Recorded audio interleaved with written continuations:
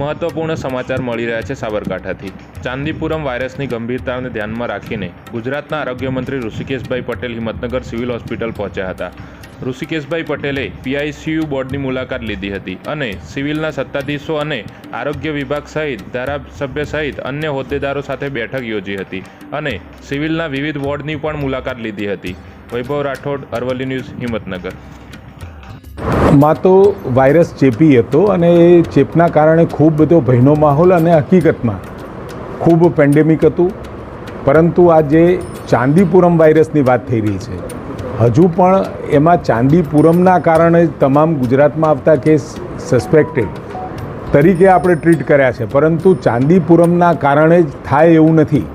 એન્સેફેલાઇટિસમાં બીજા કારણોસર પણ આ પ્રકારના તાવ, ખેંચ આવવી, ઝાડા ઉલટી થવી એવું શક્ય છે। આપણા ત્યાં અત્યાર સુધીમાં જે ટોટલ 7 ટેસ્ટ માટે મોકલ્યા હતા, 7ના રિઝલ્ટ આવ્યા છે। રિઝલ્ટ ટેસ્ટિંગ માટે તો વધારે મોકલ્યા હતા પુના, પણ 7માંથી 6 નેગેટિવ છે ને એક જ ચાંદીપુરમ કન્ફર્મ થયો છે। એટલે ચાંદીપુરમના કારણે જ આ પ્રકારના લક્ષણો ધરાવતો તાવ નાના બાળકોમાં આવે છે કે એવું વધારે પડતું છે, પરંતુ એન્સેફેલાઇટિસમાં તમામ પ્રકારની જે એડવાઇઝરી કે કોમન એડવાઇઝરી, જેમ સિમ્પ્ટોમેટિક કોરોનામાં પણ ટ્રીટમેન્ટ થતી હતી, એ જ રીતે આમાં પણ સિમ્પ્ટોમેટિક ટ્રીટમેન્ટ આપણે કરવાની રહે છે। તાવ હોય, ખેંચ છે કે મગજ ઉપર સોજો આવે, ઝાડા ઉલટી થાય, તો જે પ્રકારના લક્ષણો દેખાય એ પ્રકારની ટ્રીટમેન્ટ આમાં કરવાની રહે છે। પીડિયાટ્રિશિયનો અને નિષ્ણાતો સાથે વાત કર્યા પછી એક કોમન પ્રોસિજર ફોલો કરવાનું લગભગ દરેક જગ્યાએ એક સરખી, આ મેં કહ્યું તેમ એ સિમ્પ્ટોમેટિક ટ્રીટમેન્ટની દરેક જગ્યાએ શરૂઆત પણ થયેલી છે ને એ પ્રમાણે જ અત્યારે સારવાર થઈ રહી છે। અને હિંમતનગરની અંદર આપણી GMERSમાં લગભગ 14 કેસો અત્યાર સુધીમાં એડમિટ થયા છે, જેમાં 6ના ડેથ થયા છે, અત્યારે 7 દાખલ છે અને એકને ડિસ્ચાર્જ પણ આપણે કર્યું છે।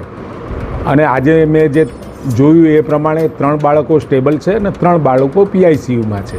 એટલે એકંદરે હવે ગુજરાતની અંદર આની અવેરનેસ સાથે સમગ્ર રાજ્યની અંદર તમામ ગામોમાં ડસ્ટિંગની, સ્પ્રેઇંગની અને કાચા ઘરો છે ત્યાં ખાસ આ ડસ્ટિંગ અને સ્પ્રેઇંગની કામગીરી કરવાના આદેશો આપવામાં આવ્યા છે। સાથે ઉકરડા હોય, આંગણવાડી, સ્કૂલ્સ અને આખા રાજ્યની અંદર એક પણ ગામ આપણે એવું બાકી નથી રાખવાના જેના કારણે કોઈ પણ પ્રકારનો વેક્ટર બોર્ન ડિસીઝીસ એટલે પાણીજન્ય રોગ એ ના થાય ને એને પ્રિવેન્ટ કરી શકાય, એના માટે ગુજરાતના તમામ ગામોમાં એક મુહિમ ઉપાડવામાં આવી છે।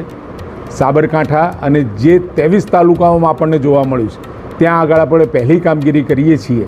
એની સાથે તમામ ગામોની અંદર અને હવે એના અવેરનેસ માટેના કેમ્પેઇન અને અવેરનેસ માટેની તમામ લોકો સુધી આની માહિતી પહોંચે એના તમામ પ્રયાસો રાજ્ય સરકાર દ્વારા કરવામાં આવે છે। આદરણીય ભૂપેન્દ્રભાઈ પટેલ મુખ્યમંત્રીશ્રીના અધ્યક્ષ સ્થાને સમગ્ર રાજ્યમાં આપણે તમામ કલેક્ટરશ્રી, DDOશ્રી, CDHOશ્રી, કોર્પોરેશનના અધિકારીઓ અને મેડિકલ કોલેજના ડીન્સ અને ફેકલ્ટી વગેરે સાથે ખૂબ બૃહદ ચર્ચા થઈ।